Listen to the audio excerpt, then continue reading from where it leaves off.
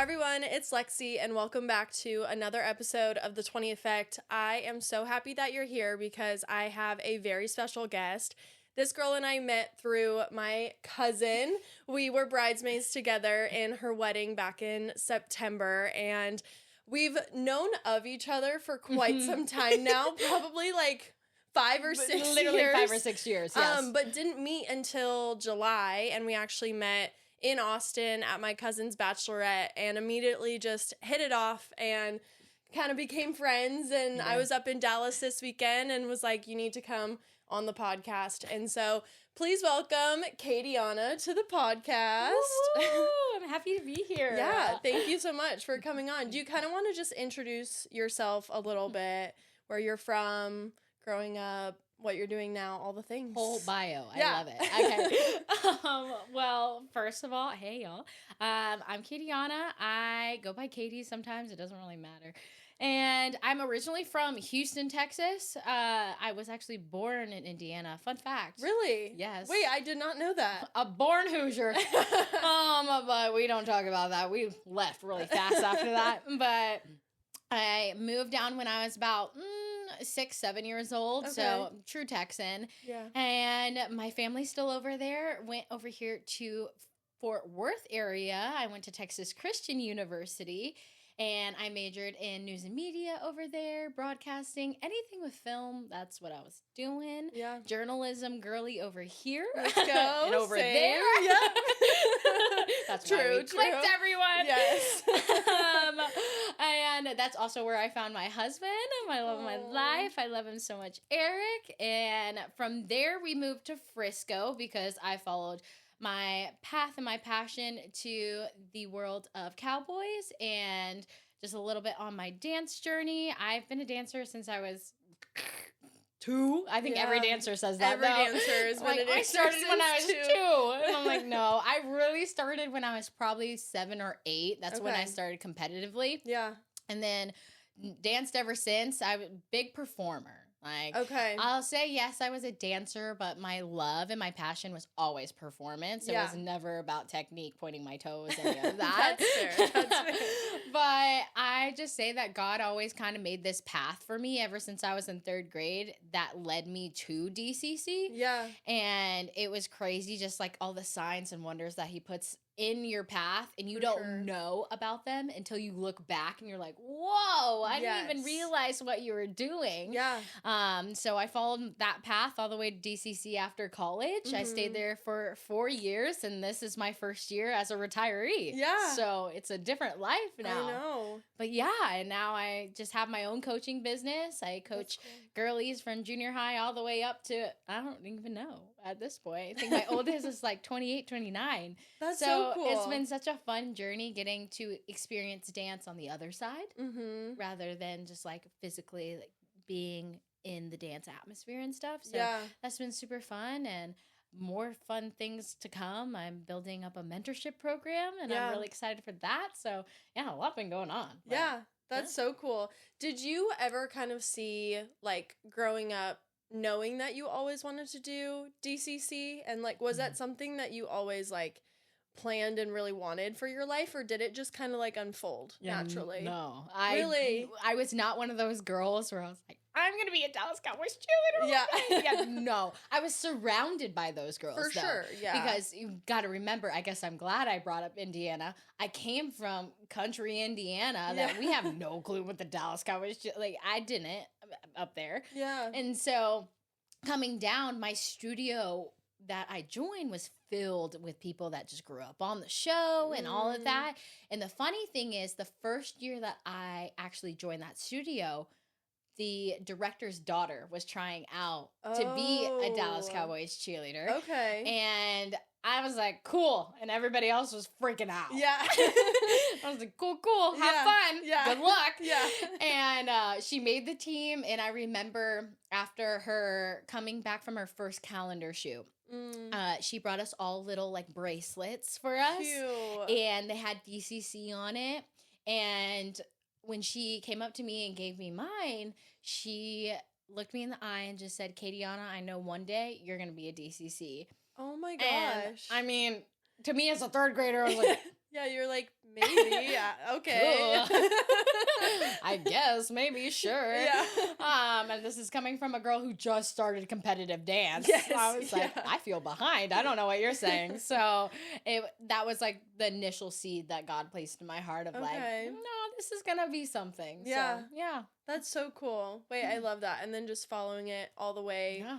throughout has been so cool. And then you did pageants growing up too. And Yeah. then that's what you're coaching in now, is in pageantry. So it's not in pageantry. Okay. So, I mean, I'm everywhere. That's why it's kind of confusing sometimes. So I work for a pageant. Okay. And I've worked for them since I was like 13 years old. Oh, wow. Same okay. pageant system that I grew up in. Yeah. Yeah, they're basically family at this point. Can't get rid of me.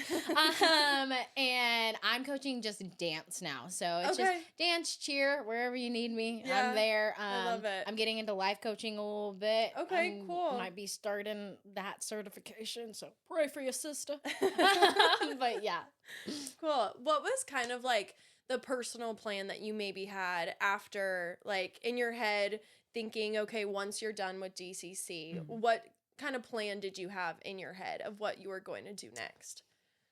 Great question. I think that one's hard just because my exit was so abrupt that I don't think I got a chance to even think about what was going to be next. Yeah.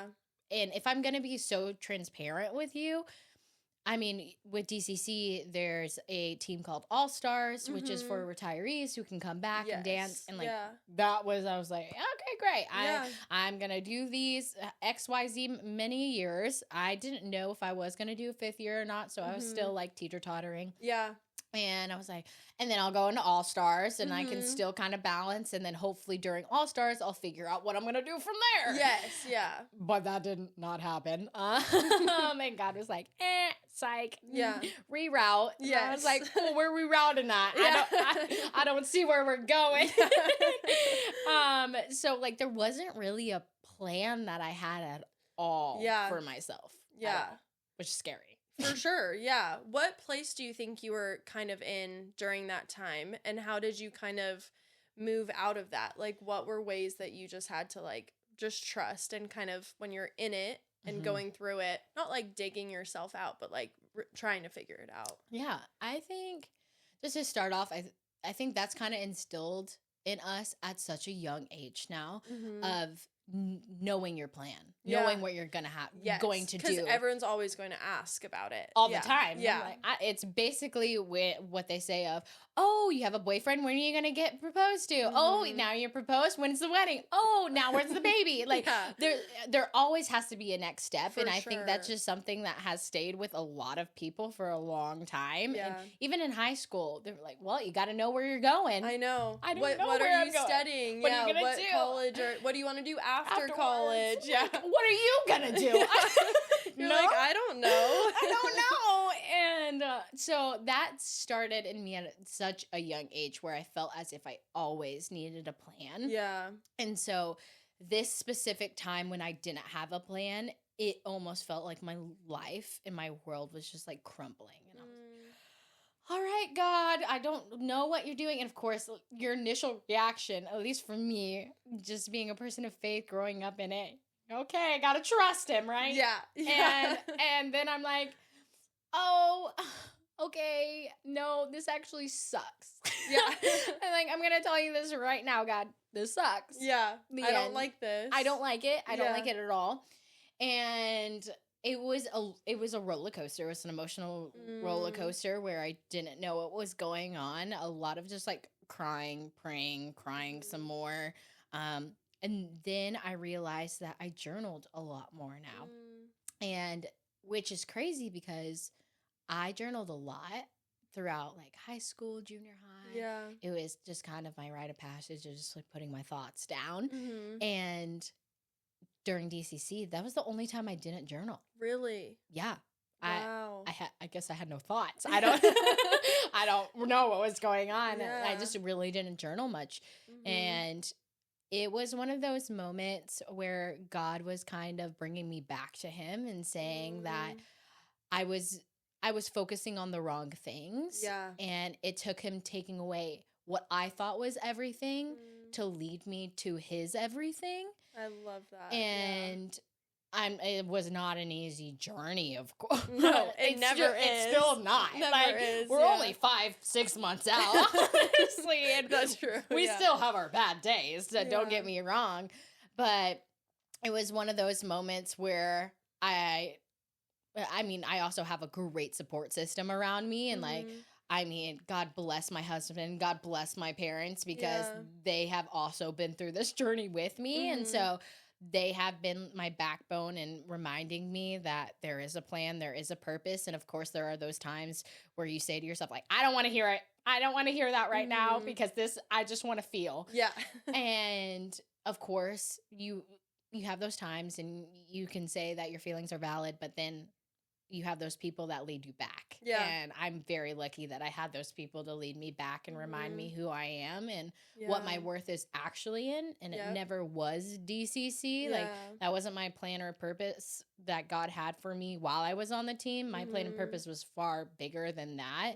And it took me getting out of the uniform to realize it. Yeah. And so it was a hard journey. I mean, like I said, it still is, but for sure.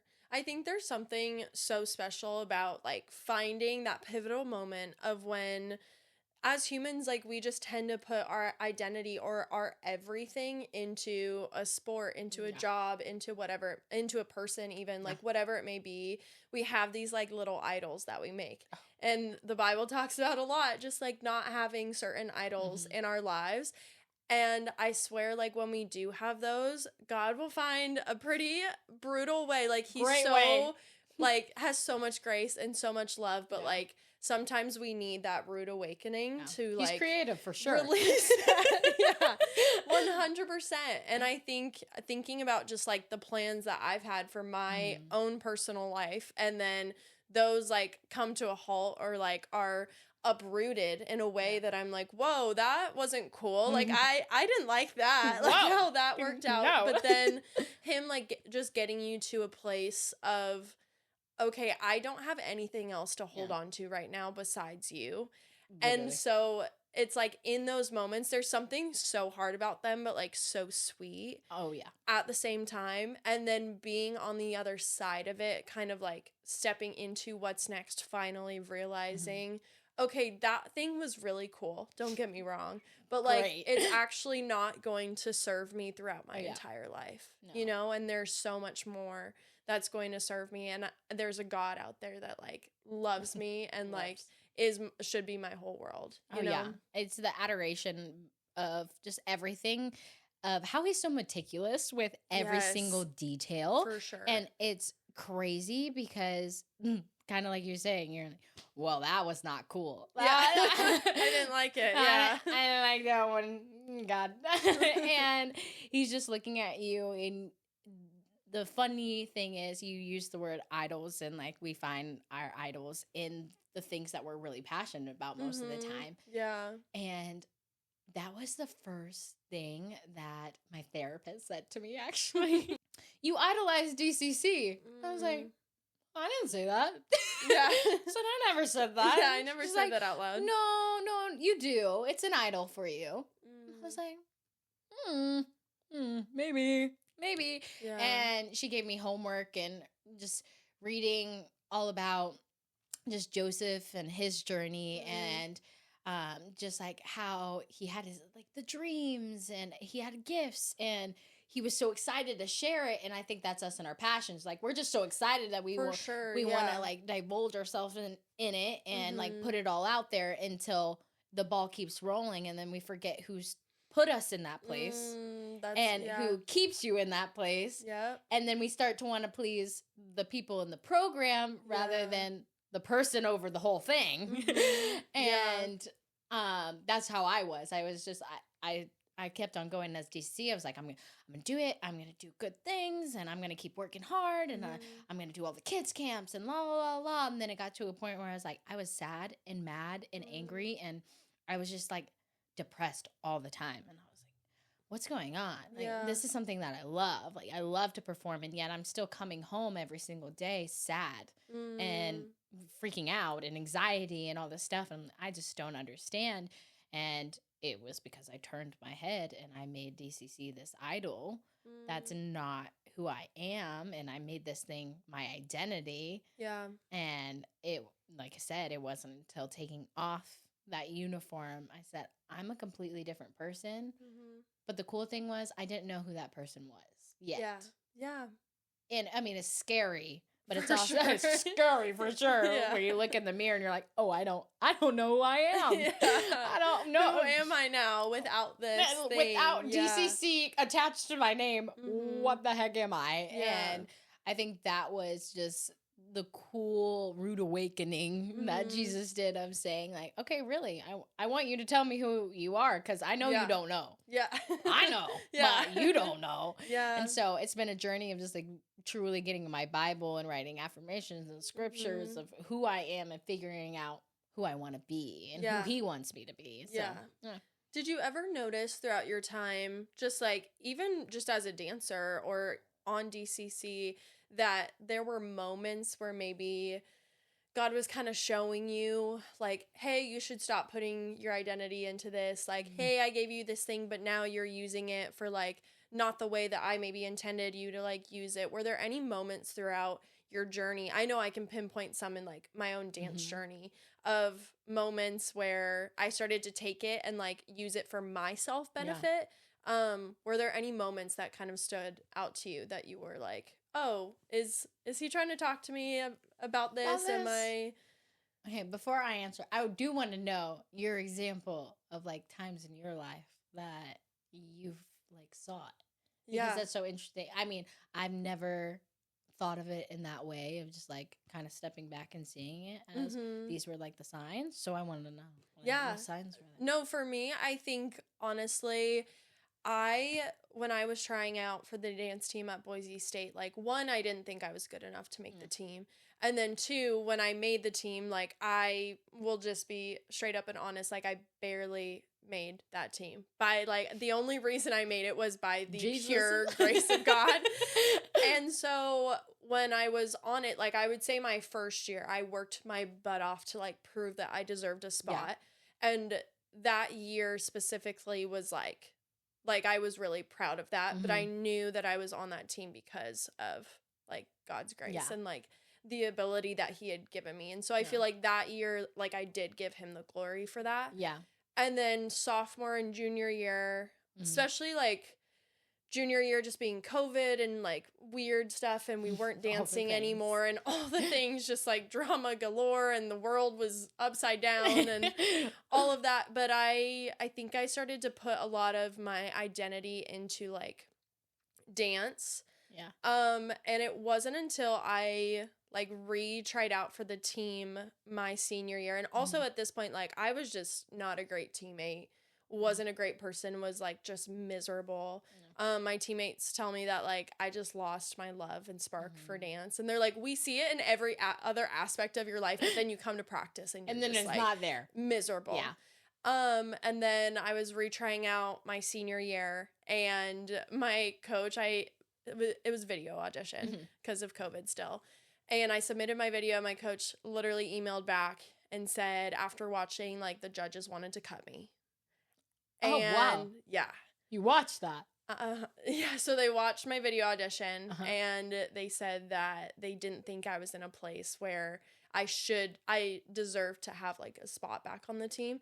And so she gave me another opportunity to, like, redo my video.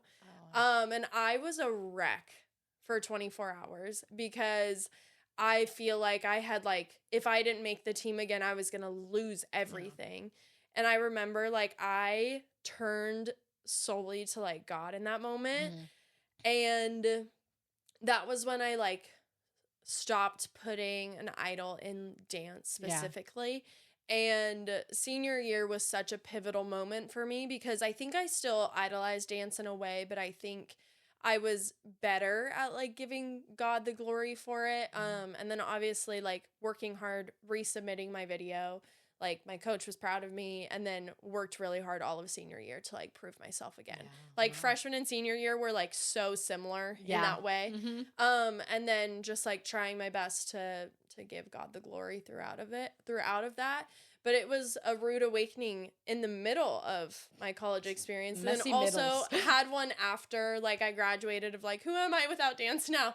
But it was a little, like, piece of kind of connecting that, like, audition to then not being a college dancer anymore. Of connecting, like, okay, I just can't put my identity in dance. It needs to be in Jesus, because I'm a wreck if it is pure chaos, actually. Yeah. So that was kind of like my pinpoint moment that I can really think of. I feel like we all have those moments, honestly, of just realizing, okay, God, well, that wasn't it, was it? That's not what you wanted me to have my identity, huh? Yeah. And so I think for me, when it comes to DCC, I don't think there was an exact like moment or revelation. It was more of like a lot of little things leading up to it. Yeah. Because for me, kind of what you were saying, like freshman year, I was just riding on a prayer because you're going through training camp. Like, I don't know. I could be kicked off today. Yeah. I don't know what they're thinking. Yeah.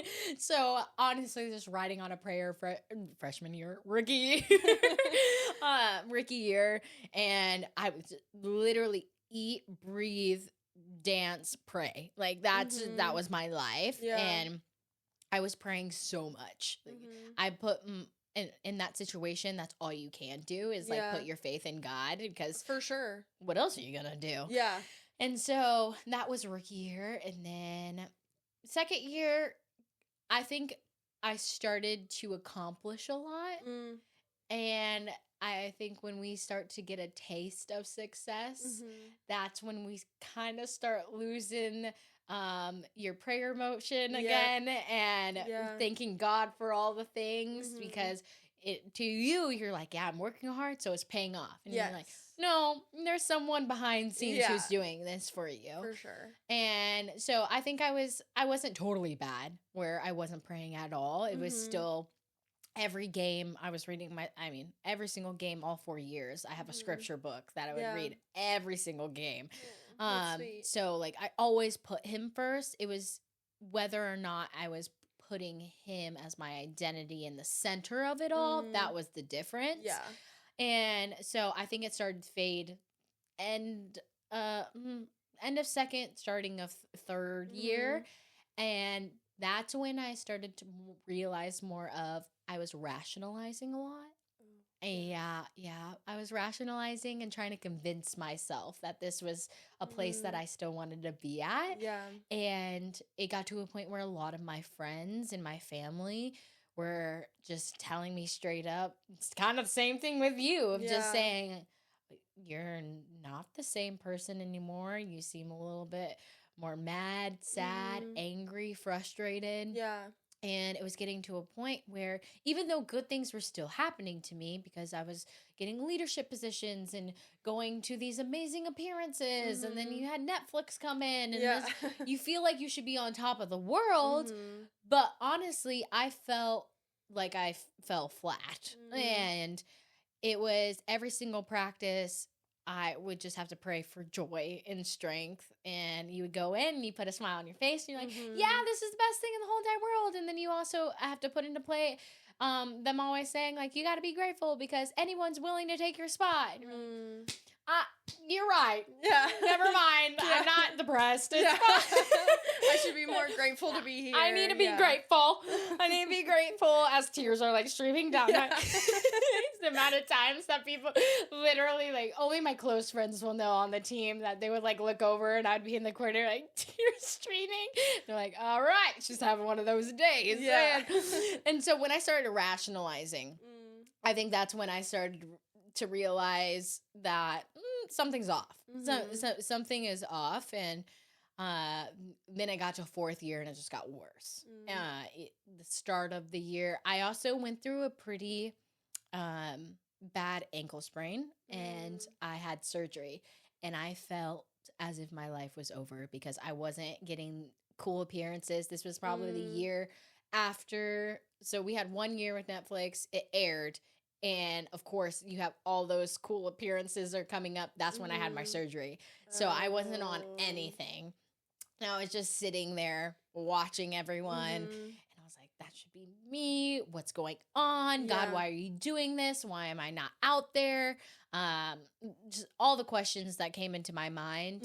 And then it just got to a point where I just wasn't myself anymore. Yeah. And I lost who I was, and I lost that joy and that spark. And when I was going out there, I feared more than I had a fire. Yeah. Like I had such a passion going out there just when I was focused just on the performance aspect and just doing it for God. And of course you can always say it, but it's when you truly believe it, that's the difference. And so it wasn't till like third, fourth year where I started to lose that. And I was like, I'm just going to slap on this smile and I'm going to go out there and it's going to be great. Yeah. And then you don't get the compliments that you want to hear. And then you don't, and then everybody else around you gets compliments, and then you actually get critiques. And then you're like, what am I doing wrong? Am I doing something wrong? Yep. Did you not like me anymore? What is going on? And then that's when I realized, oh, now it's just the enemy that's controlling my mind. Yeah. At this point, like the enemy had full throttle. I gave him the car, actually. I said, you want to take it? Here you go.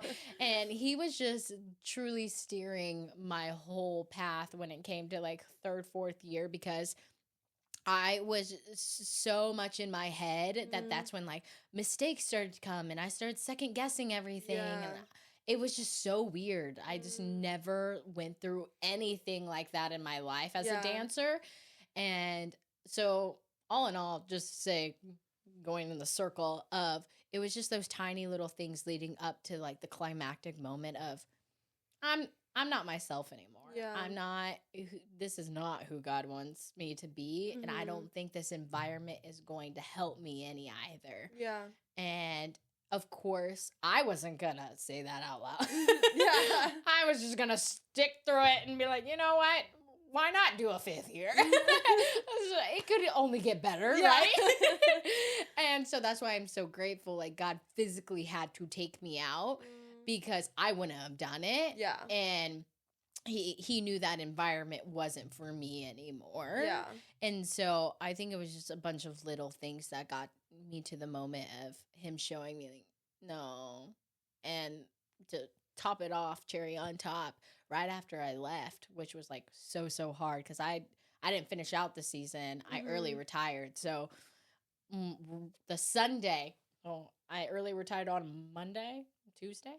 And on that Sunday, I went to church. Random lady, never met. I went up for prayer, already crying because I'm like, my life's over. I don't know who I am. And she was like, before I even start praying, all I want to say to you, I don't know what happened. I don't know what's going on. But all I want to say to you is God's telling me that was the only way that you were going to get out of that organization. I was like, ain't no other way. It's like any better way. This is it. Aww. But it was just like, honestly, the cherry on top of him just showing me like that. It wasn't it anymore. It wasn't who he wanted me to be. Not saying starting out, that's where he wanted me to be, was there. But it was time because he was like, all right, we're not getting anywhere. We're actually backtracking. I'm going to need you to take a step up and find yourself and figure it out again. So there's a lot of little things. Yeah, no, for sure. I think going off that, like something I kind of thought of is I think there's such a difference between a blessing and then like seeking fulfillment from that like constantly.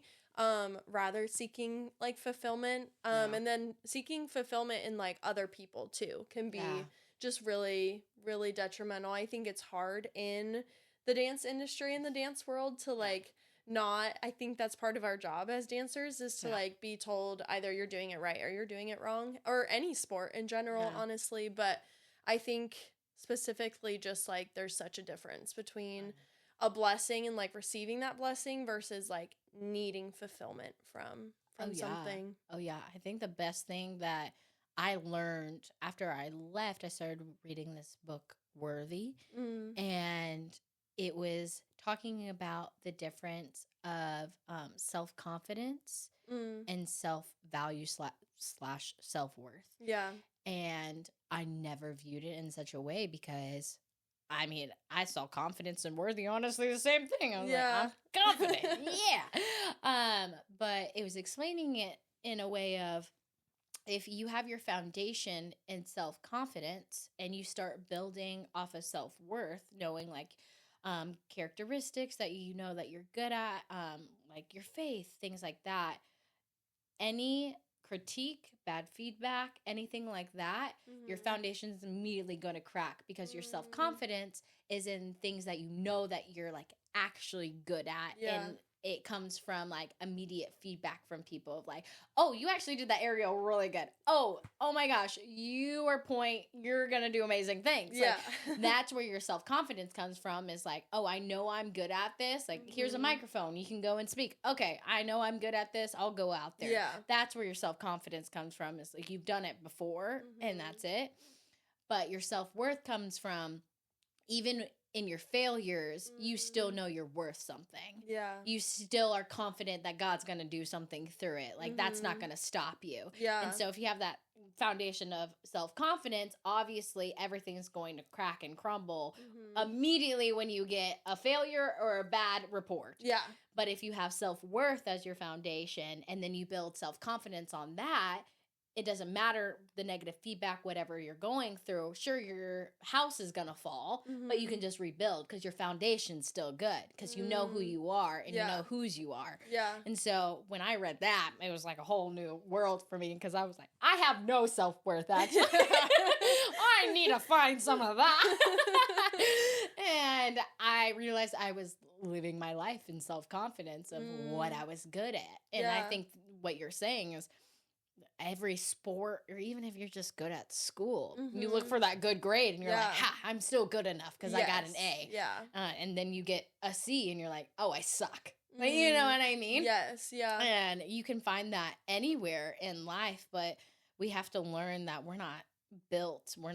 our identity is not built off of accomplishments. Our identity is in the person who is perfect in every single way. And he comes in our weaknesses and he makes up for the percentage we can't. Yeah. And that's what we have to start building our worth on rather than all the accomplishments and all the good feedback and compliments. And that's why I hate social media half the time. Just kidding. I love it.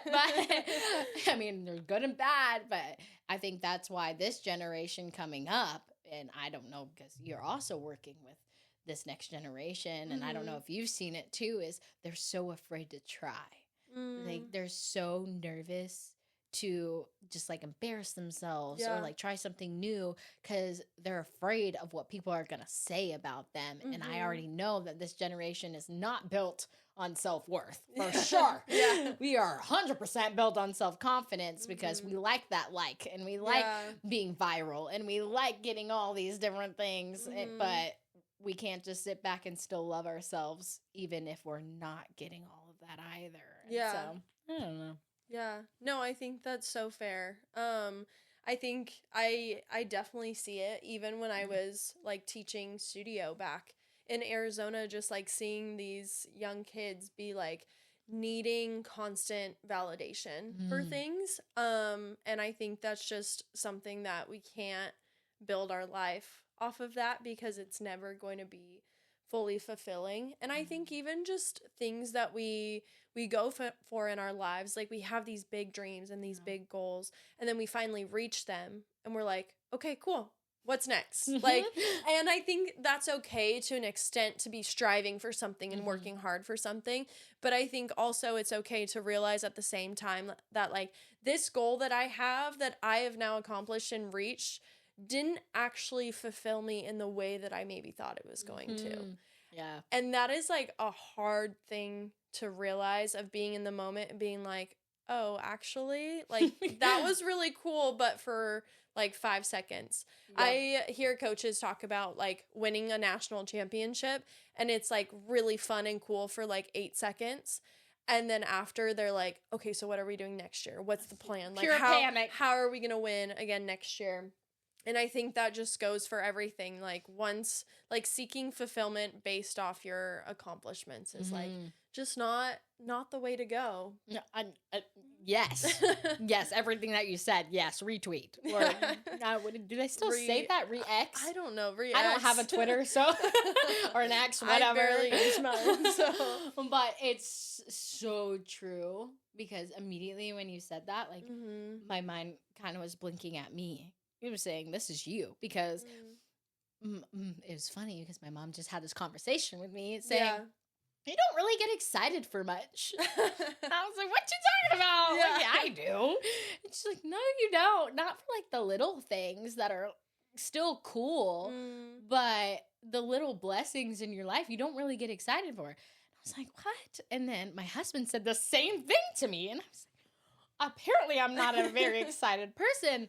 But kind of what you're saying is, I think I'm so used to just like, all right, cool, accomplishing it. Next one. What am I going to do? What's going to be next? What's going to be bigger? What's going to be better? And I think DCC, I think the one thing that I do love and that I'm grateful for is that I didn't grow up wanting to be a DCC because I didn't have those expectations of like, this is going to be the biggest moment of my life kind of thing. It was one of those. My make or break. Yes, it was not my make or break. It was one of those things saying, cool, it could be cool. Yeah.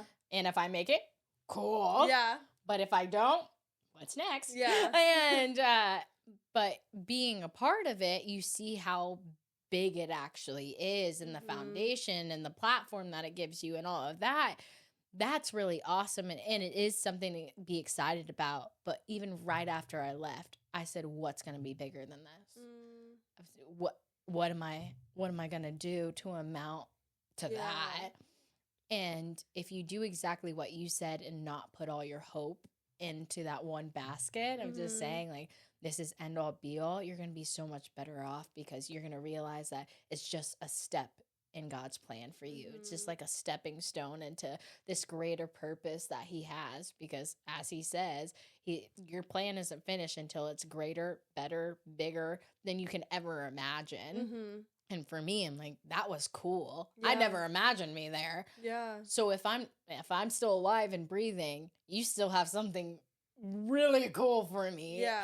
That is exciting. And I don't think we relish and stay in that moment enough. For sure. For us to just sit there and just be grateful and be like, wow, God, I haven't.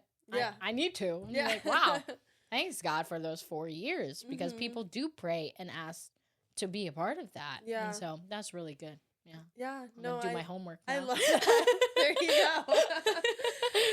How have you kind of seen just like God working in your life now? I know that you kind of mentioned earlier that, you know, you're figuring out, who am I without this thing? How have the past couple months been in like really figuring that out? And then how have you seen him kind of show up in that way?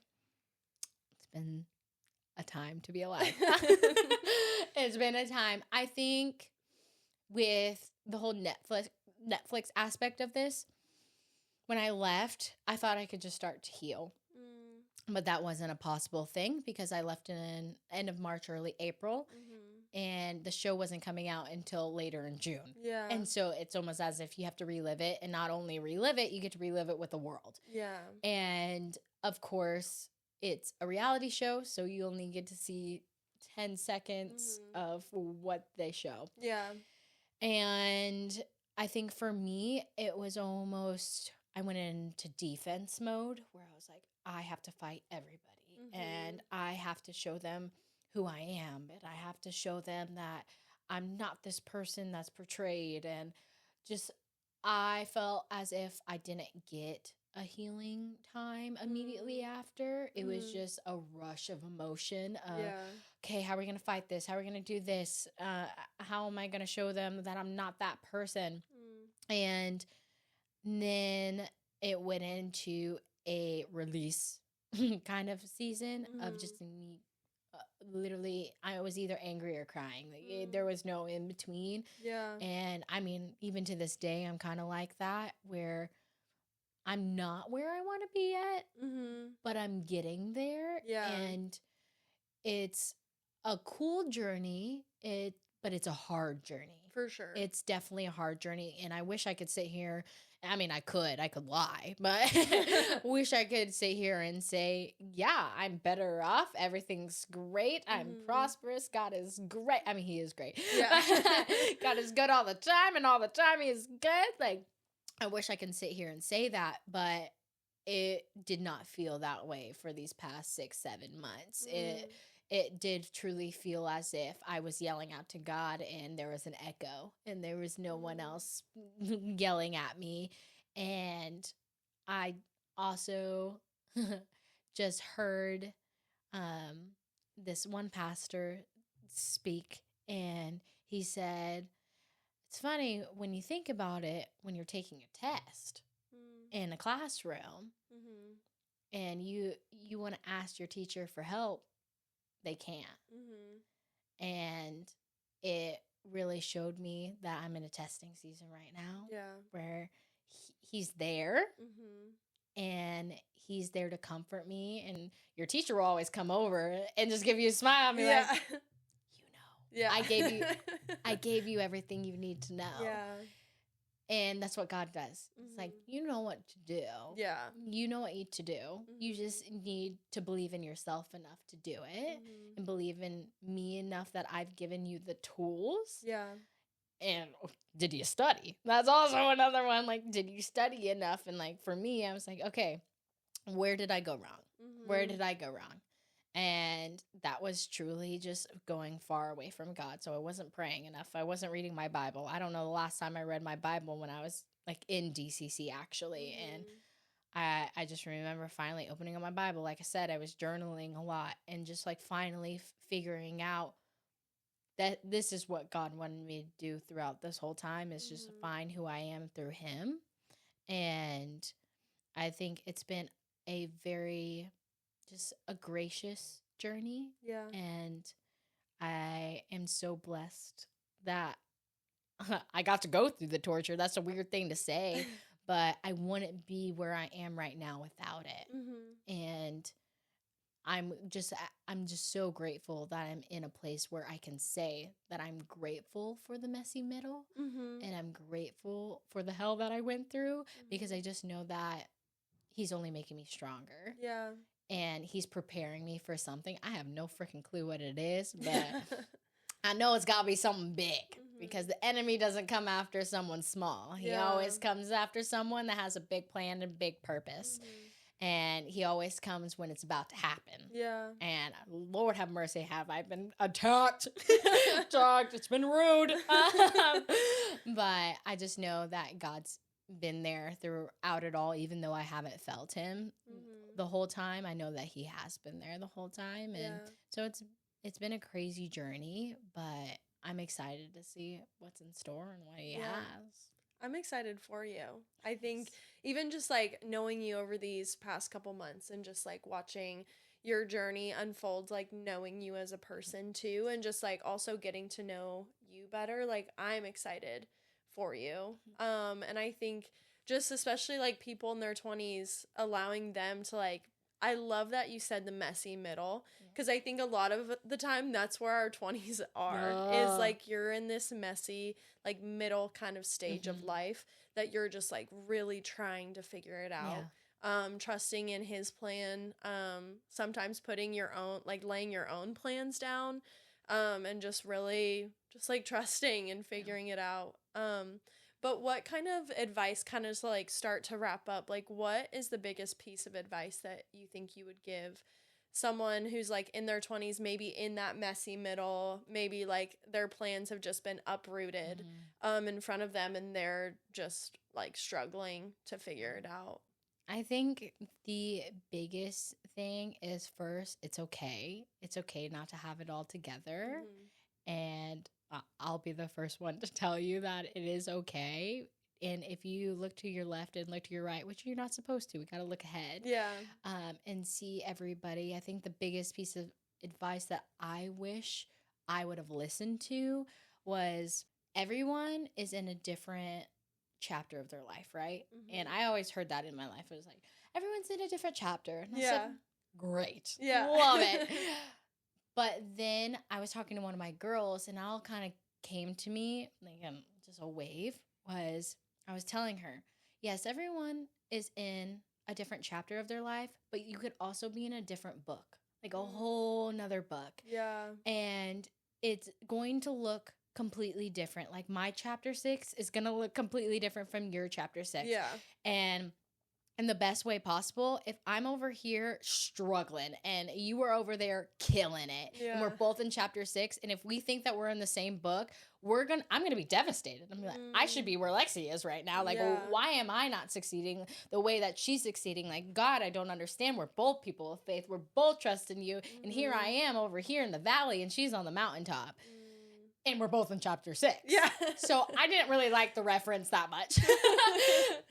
But then I put in a way of, okay, but we can be in different books. Yeah. And I could be in chapter 6 of my book 3, and you could be in chapter 6 of your book 2. Yeah. So you're just starting your first mountaintop where things are finally getting better. I don't know the background. I don't know how you got there, but you're finally there, and you can praise God in that. Yeah. And I'm in book 3 in chapter 6, and I just got off the mountaintop, and I'm like, okay, we got to figure it out again. Here we go.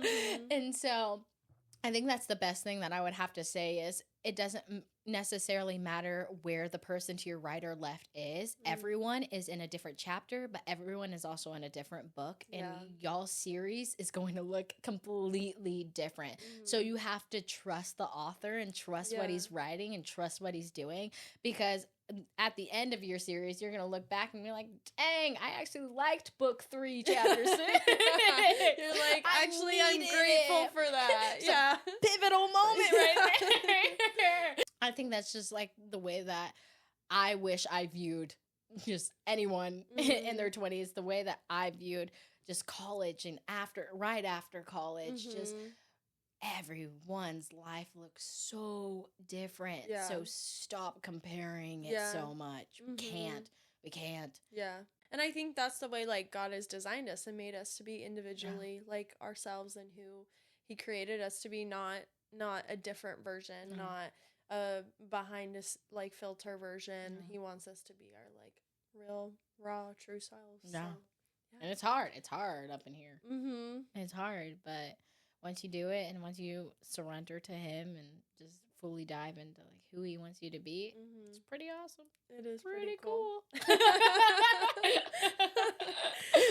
But seriously, thank you. Like, just talking to you has been so sweet, and just thank you for like sharing your story and being just like 100% you. I think that is the coolest thing, is especially just the way that Camryn has even described you over the years. Like, you are just that amazing human and just like a bundle of joy and 100% like authentically yourself, which I think, like you said, like a lot of people are scared to show, you know? And so thank you for showing that. Thank you for just like chatting with me and for sharing like your heart and your journey. I think it's scary, but it's like so special at the same time. So thank you. Oh, no, thank you for having me. I just love talking to you anytime. I know. Anytime. I love you so much. I know. And I'm I so love you glad too. Cammy introduced us after 6 years. I know. I was like, I feel like I know everything about you, but I've never actually met you in person. Truly, guys, before. that was literally our first interaction. I was like, so this is Lex, the girl I've always heard about all the time. She's not fake. I love it. And I think something so sweet that I was thinking about with like Camryn in particular is like the people she chooses are just so sweet and so awesome. And so I feel like everyone that I've met through her is like amazing. Just some of the best people. I'm grateful for her for introducing us and everything, but again, just thank you. I appreciate you so much. Appreciate you and everything that you're doing. Lex Thank is you. honestly killing it, guys. Thank I you. don't know if you guys know. She's a whole new chapter of life, and she's already killing it. And I Thank know you. God's doing amazing things in your life, and he always shines through you. Thank And you. I saw literally immediately the first time I met you in person. And I see it all the time. And I know even through like the stories of girls that I've seen that you work with, they just speak the world of you. And Thank so you. that says a lot about you and your character. Thanks. I appreciate that. I I appreciate you. I love you. Oh, I love you too. But I just want to thank you guys for watching or listening to this episode. For more content, make sure to check out the 20 Effect podcast on Instagram, TikTok, and YouTube. And I just want you to remember that no matter what you're going through, we're in this together. Bye, y'all.